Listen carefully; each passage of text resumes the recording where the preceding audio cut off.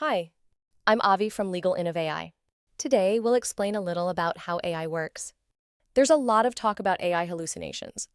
In this short video, we explain what those actually are and why they occur.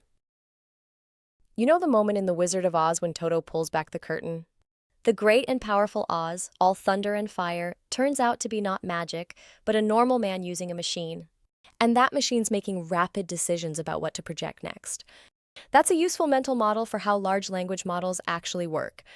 When you type a prompt into a GenAI tool, the model doesn't look up an answer. It predicts what word comes next, based on patterns in its training data. Then it does it again and again until the response is complete. It's a probability engine, not a knowledge base. Here's a quick illustration. Let's ask a model to complete this sentence. Dorothy wears... Three of the many possible completions include ruby slippers, a blue gingham dress, white ankle socks. All three are accurate, but which one you get depends on how you asked. Prompt it with a direct reference to the 1939 film, and you'll probably get ruby slippers. The slippers appear in thousands of pieces of writing the model trained on. The signal is loud.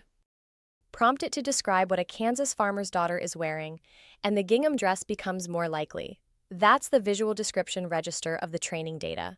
Frame the prompt as a list of clothing items, and suddenly the ankle socks are in play. Same character, same facts, but different outputs based on how the prompt was structured. Not all models are trained on the same data. A model built primarily on US English content treats The Wizard of Oz as a high-salience cultural reference. A model trained elsewhere may barely know the ruby slippers exist. The same logic applies to law. A model trained heavily on US case law will handle American contract doctrine well. Ask it about French civil procedure, and the probability distributions get thinner and noisier. Regardless, the model still sounds confident, yet its results may not be what you expected. AI hallucinations aren't malfunctions. They're the natural output of a system predicting plausible completions when the training data doesn't support an accurate one. The man behind the curtain was well-intentioned, but he was working with smoke and mirrors. For lawyers, output review is not optional. It's the job. Careful prompt precision, model selection, and human review are not workarounds. They are the workflow. Thanks for joining me today. I'm Avi from Legal Innovative AI.